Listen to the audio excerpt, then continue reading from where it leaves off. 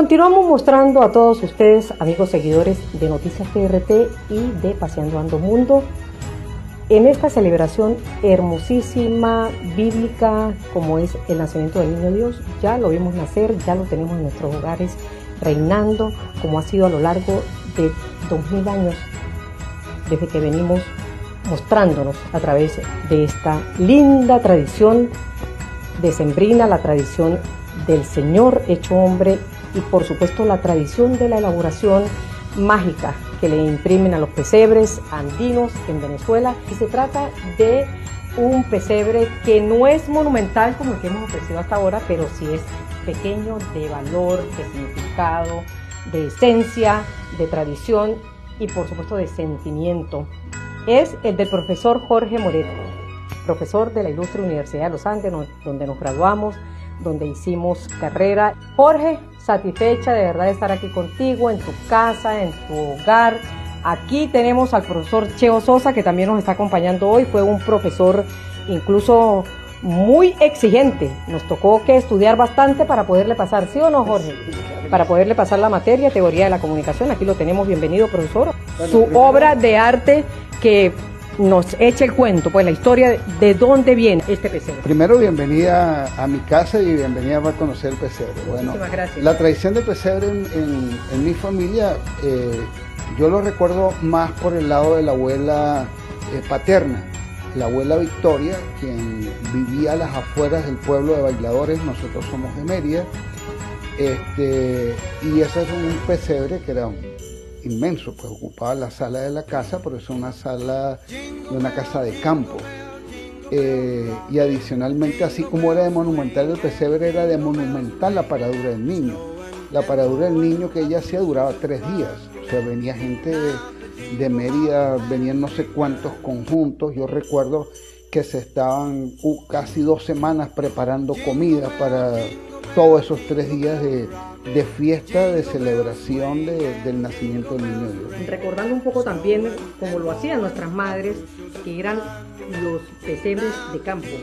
En mi caso, en Ceboruco, donde los pesebres eran totalmente gigantes, pero aparte de eso, eran prácticamente toda la familia participando en la hechura, sí, en la ejecución, en el diseño.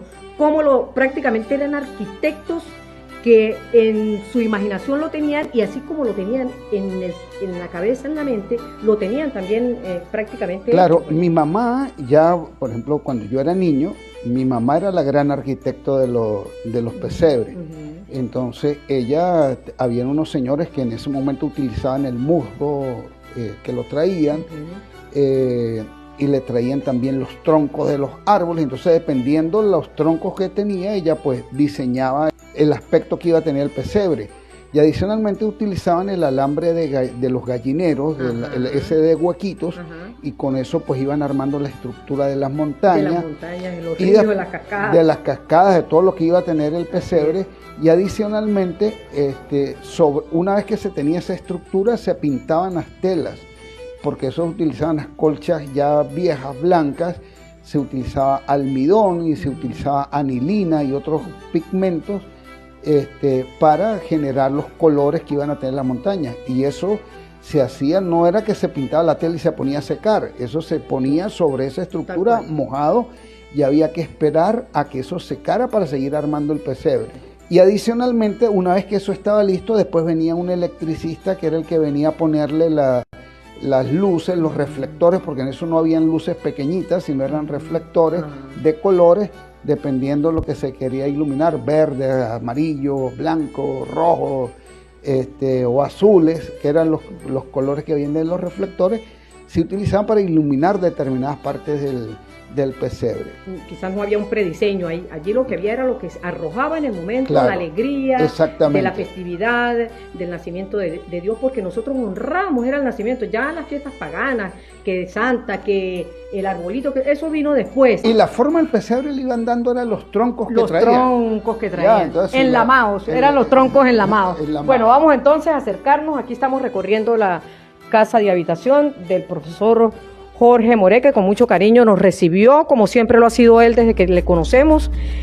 Aquí tenemos ya un pesebre totalmente diferente al que hasta ahora hemos mostrado. tenemos un pesebre que ha sido totalmente, salvo algunas figuras, elaborado por él con sus propias manos, que es lo que le da valor pues a esto que estamos observando a través de las cámaras, porque tenemos casas que me dice Jorge que cada año las repone. ¿En qué consisten esas piezas, esas imágenes? A ver, este año quise hacer un pueblo ya más parecido a la tradición hebrea, ¿ya? Hay una mezquita, sinagoga, ya como le queramos llamar, y ahí la reproducción de lo que sería un día cotidiano de un pueblo de esos. Pues. Está el mercado, están los vendedores, están los herreros, que eran los zapateros, los alfareros, está la panadería, que creo que es una de las piezas más bellas que tiene el pesebre, está los vendedores de tela que están ahí.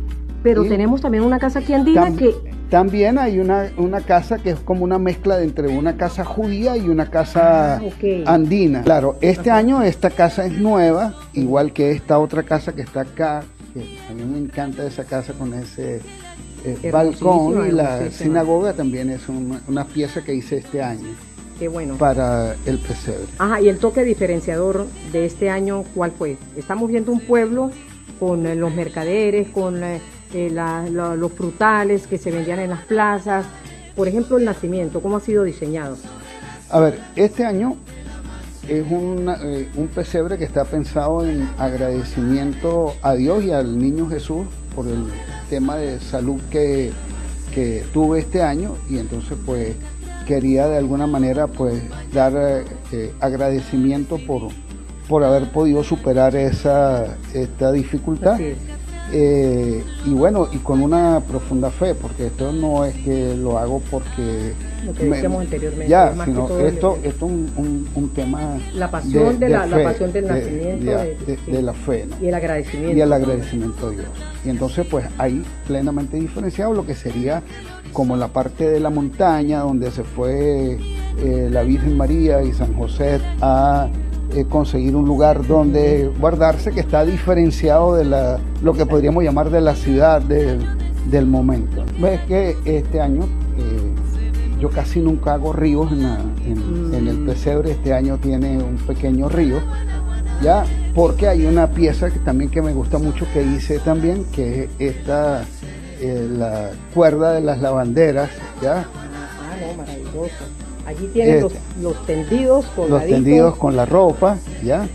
Y arriba, que es lo que le da la parte campestre, que es donde está el gallinero. El gallinero, como un corralito allí de gallinas. Sí, de gallinas. Buenísimo. Y pavos y patos. Lo más lindo del nacimiento es nosotros poder mostrar que esto no es un hecho aislado, es precisamente la expresión de la cotidianidad de nuestros pueblos, de los pueblos muy antiguos del planeta, y que hoy los podemos pues de alguna manera le podemos dar como ese colorido, ese color, ¿no? Y recordarlos con tanto cariño, recordarlos con tanta fe y tenerlos como siempre. Yo por lo menos lo tengo en mi casa todo el año, los 365 días del año, porque es como honrar, ¿no? Honrar el nacimiento y honrar la presencia de él. Ese gallinero se parece mucho a un gallinero que había en mi casa de niño. Está reivindicando la memoria. Sí, está muy bien.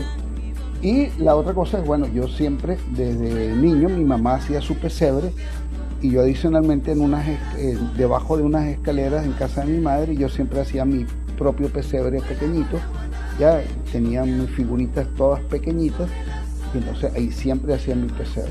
Bueno, como muy buen docente, y pues quiso también copiar el ejemplo de sus padres, como lo han hecho pues en su mayoría quienes hemos de alguna manera investigado acerca de lo que significan los pesebres en Venezuela, básicamente, que es donde se mantiene esta tradición con muchísimo fervor. Jorge, de verdad, muchísimas gracias. También pues a todos agradecerles por habernos abierto sus puertas, compartir con ustedes cada una de estas expresiones de fe, lo que significa la Navidad en Venezuela. Para Noticias TRT, Laura Escalante.